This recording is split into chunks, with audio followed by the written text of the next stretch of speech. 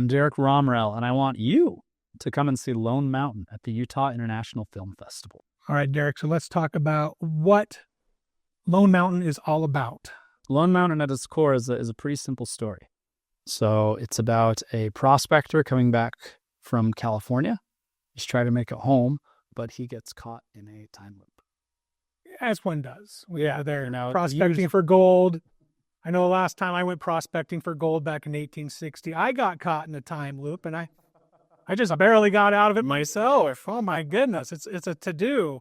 Now it stars Dave Martinez, who's in every single movie that ever gets made in Utah. Is that a best description of Dave? Oh my goodness, it's because he's so darn good looking and just so easy to work with. That's the problem. Oh, he's one of the rising talents. I mean, I know he's got an agent with LA, but I'm not surprised if he'll just blow up one of these days. Well, he came from England, I believe. He did some stuff out there For first. his masters out there. Yeah, and they came around this neck of the woods, and then we've kind of adopted him as Utah's first son. And, or Utah's Brad Pitt, I guess, is what we could call him. Wow. There you go. That's an honor. It is. But he's in a lot of things. So let's talk about what Lone Mountain, like what was the experience making Lone Mountain? It was a pretty wild experience. So on the film, I'm producer and co-writer, and the main writer-director, Tanner Browning, we've been friends in college, and he's had this idea for a few years. He actually, for his senior project, he tried making a version of it, wasn't satisfied, and said, I actually want to shoot this on 16 millimeter film stock in Montana. And so we, crazily enough, he went out, got a grant from the Montana Film Commission, and then... Oh, great. Thanks, Siri. Appreciate that. All right. So he got a grant from the Montana Film Commission, and then with that developed this new iteration of the project, brought me on board to help co-write it and then kind of get some stuff going in Montana. And we ended up getting a crew together mixed with a production company there and a bunch of our buddies here, and then did mixed casting between Utah and Montana. Went up there, and it was just a bonkers 4-day shoot. Well, and this is interesting because this is now the second shoot that took part in that same film grant up in Montana, because Daughter of the Plains did this. Oh, yeah. Thing. Uh-huh. And so tell me, how did you guys find out about this free money to go make a movie? I mean, you'd have to ask Tanner about that one, but it's literally, it just comes down to the point where sometimes I'm on like ChatGPT or Perplexity, and I'm just like, what are some film grants in the Mountain West? And you just like, what a random thing to search in there. I'm just for some film grants. Do you know of anything, ChatGPT? Why, as a matter of fact. That's what's crazy is there's just like a bunch of things that we don't know about. I mean, Utah has like the community film incentive, which I think is probably the best way to get started into making a feature, because it allows you to stay low budget and, get a killer 20% kickback with it being your first time. But yeah, so I think Tanner just did some digging, and he wanted the film to be shot in the Mission Mountains, which range up in northern Montana near Glacier, which we actually shot along that range, which was really cool, and just made it happen. That is so cool. Now, you shot it on 16 millimeter. Yeah, Kodak. Oh my goodness. Now, people have said film is dead, but I guess not. What was the experience like shooting on actual film for this movie? So shooting on film is a really lovely experience because it brings back the reverence of filmmaking. With us being on digital now, it's 9 out of 10 times I would argue everyone should shoot digital. It's fast, it's cheap. I mean, the quality you can get off of a DSLR is comparable to, really with a good colorist and lighting, it's comparable to cinema cameras. But I think what I loved about the film stock, besides, film grain, is we were limited on our amount of reels. And so every take became precious and was treated as thus. So instead of just saying, okay, we'll just shoot the rehearsal, it's like, no, we can't shoot the rehearsal because we don't have time. It was kind of a weird, the resource isn't there anymore. Yeah, the resource isn't there. And so you start to rehearse it more as you should. It's kind of sad to say that I'm comparing it to theater. because it should be for film, but you have to rehearse. You have to really nail the blocking. You have to get everything just right, feel confident with the performance, and then you shoot. See, now I love that you brought it up, how it's going back to theater, because we come back to those grassroots of this is why we learn how to make films in the first place, because it originated with theater. Now we were able to make theater a little bit more long-term and mass-produced using it as a film, being able to send it off to other theater houses. Yes. But it was made the same way. You would still do the rehearsing. Even the gaffer is the same thing. They use the same gaff poles in theater as they renamed the gaffer on set. Oh, yeah. Because they use the same jobs. And so a lot of those things translate between theater and film all the time. So what's interesting is as we keep on developing more technology to make it cheaper and faster and whatever, it's interesting to go back to those foundation marks using film and reminding ourselves of the process of where we came from and how important those processes are in the process.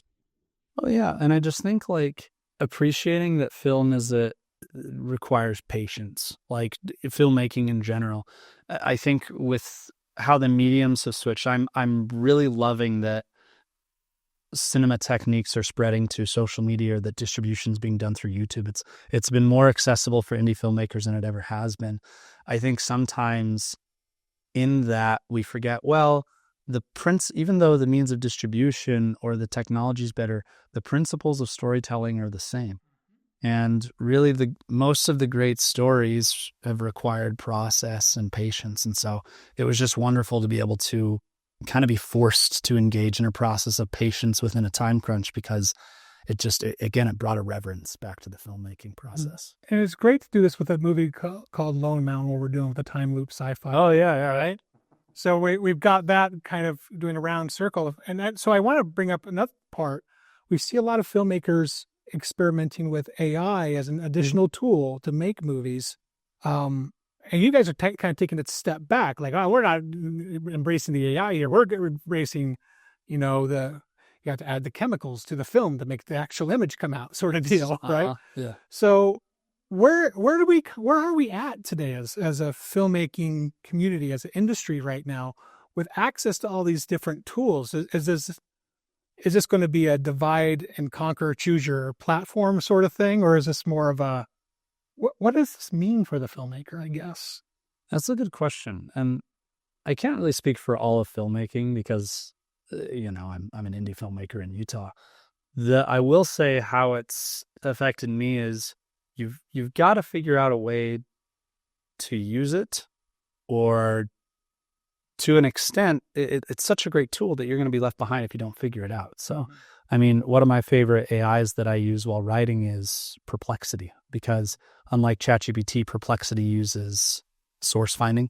And so if I'm like, okay, well, what is the midpoint of Knives Out? It'll give me the midpoint of Knives Out and say where it sourced it from. So it's like, oh, it's not just hallucinating things in the air, Or occasionally I'll plug into AI as a writer and I'll say, okay, here's my concept. Give me some options of where it could go. And while you got to be careful because, like I said earlier, Ghosts in the Machine, or sometimes AI is just like not a good screenwriter. It just like isn't as creative or innovative. It's really helpful to have that as kind of a ground floor, because, if you can have it spit out a first draft of an outline or do something like that, then you're a month ahead of the other screenwriter. Right. And so, I mean, even in Lone Mountain, we were wanting to try some things with the narration, and we didn't have Dave, our actor, available. And so our editor, Eddie, just said, well, let me just get some samples of his voice and I'll create some AI stuff. So and it was eerie because I'm like, oh, there are parts where I couldn't discern which one was him or not. And I think if you look closer, you could have figured it out. But it's just so helpful for streamlining the process. And while there's obviously a concern that it's going to replace creatives, I just think the good creatives are going to figure out how to use it to their benefit. Right. It's kind of like how computers didn't take away from the typewriter, just enhance the experience or enhance it as a tool. Yeah, it's like everybody thought the internet was going to destroy the library, but now you have Libby. Right. It's like the library on your phone. It's great. It's absolutely wonderful.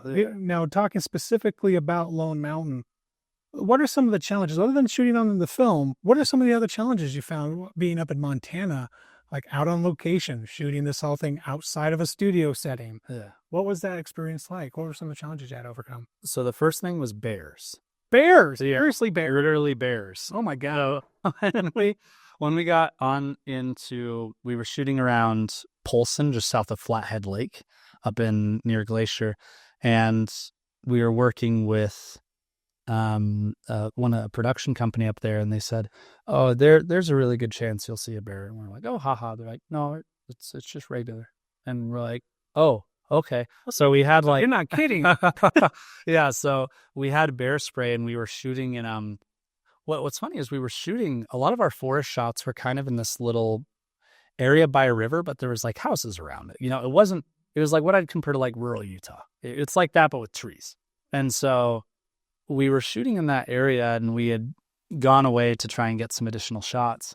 And Dave and Tanner, our director, go into the bushes, and then we just hear this, no. And Tanner just shouts, "Bear, bear!" And we look up, and there's a black bear climbing a tree not more than 20 feet from us. And so we like loop back around, and luckily it was just a little teenage bear. So I think it was just probably more scared of us. Okay, yeah. So that happened. Second thing was film stock. Kodak was really great, and they gave us some free rolls of film because they were dirty, which we're like, oh, well, that's great. Like, we love, like, the dirtiness helps us, Busy. Yeah. But the issue was then there was a snafu, and Kodak didn't get us our other half of film reels. Uh-oh. And so we had less than half of the footage we expected to shoot on. So that was something we had to figure out. And then the last thing was, one day we were shooting on set, and our hair and makeup artist just sprints onto the set, and she's like, "We have a problem." And we look over, and someone has driven their car into set. Had driven their car, almost hit the grip truck, and were just cussing up a storm, just like really mad. The person was clearly drunk, and they kept driving by until state police showed up, and our key grip producer and our executive were talking to the police, and the police were like, "Okay, well, could you give us a description of what this woman looks like?" And just literally at the same moment they were saying that, new car comes down the road, and she rolls down the passenger window, this woman who had barreled into our camp, flips off the cops and drives off. Yeah, it was her. They were like, that's literally her. And so the cops, boom, high-speed chase. Wow. And that. So yeah, that was just like kind of the surface level of what shooting for 4 days Wow. was like in Montana. What a fun time. It was, man, I was scared. Like, and when you're a producer, you're like, oh, like, and I was like producing in First AD, and I was like, just nobody die, please.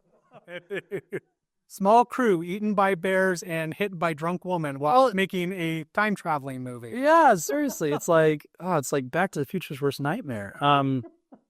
But yeah, dude, it was wild. All right. Well, we're coming up to the Utah Film Festival, and this is an exciting time because now the movie is done. It's going to exhibit for the first time in front of folks. Yeah. How do you feel as a filmmaker when you're about to exhibit your film for the very first time to a live audience? It's a thing that I honestly do in stages, because ultimately at the end of the day, you're creating something that you want people to like, right? Or you want your target audience or whoever it is to see and have a favorable experience. So on every one of my productions now, I do test screenings. And so one of the reasons, that we were late on our submission was because we decided to do a test screening of about 20-ish people and get their thoughts. And it really was so valuable to have low pressure situation with the test audience where anything could just be fired at us. And from there we could see, okay, well, what are the connections, and what are the things that everyone's agreeing on that they like or don't like. And so with our latest cut for this film festival, we were able to just like really dive right into that. And so I'm very excited for everyone at UIFF to see this film because it'll be the first time that it's really been shown since that test screening. And we're hoping that the changes that we've made based on feedback are just going to make it just a really great experience. Well, I'm excited to see it now. Tickets for Lone Mountain are available right now on our website at the UtahFilmFestival.com. The link is in the video. And Derek, thanks so much for chatting about the movie. Absolutely. Thanks for having me, Warren.